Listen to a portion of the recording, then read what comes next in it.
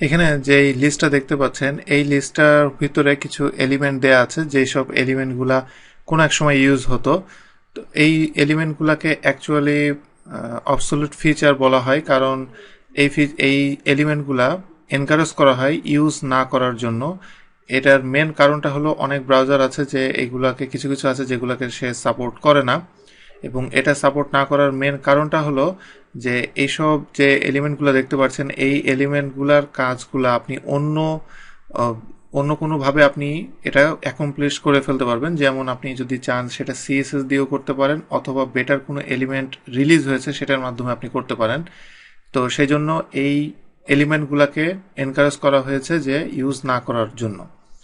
এইটার ভিতরে যেমন এখানে দেখেন ফ্রেমটাকে আমি যেমন লেটেস্ট যেটা এখন বের হয়েছে আই ফ্রেম এলিমেন্টের মাধ্যমে আমি এটা ইউজ করতে পারি।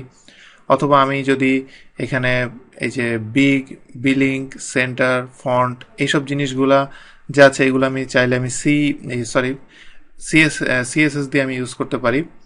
তো এই যে জিনিসগুলা এইগুলো আমি এইভাবে স্কিপ করতে পারবো, এবং এই লিস্ট থেকে আপনি এইগুলাকে এখন থেকে আপনি যদি যখন শিখবেন সেখান থেকে আপনি এইগুলো এখন থেকে মাথায় রাখলে আপনি এইগুলাকে আপনার শেখার দরকার নেই। এরপরে নেক্সট আরেকটা লিস্ট আমি আপনাদেরকে দেখাবো। এই লিস্টটা হলো অ্যাট্রিবিউট লিস্ট। একটু আগে যেটা দেখেছেন এলিমেন্ট লিস্ট, এই অ্যাট্রিবিউট লিস্টে যেগুলো দেখছেন এইগুলো আপনি স্কিপ করবেন, এগুলো ট্রাই করবেন ইউজ না করার।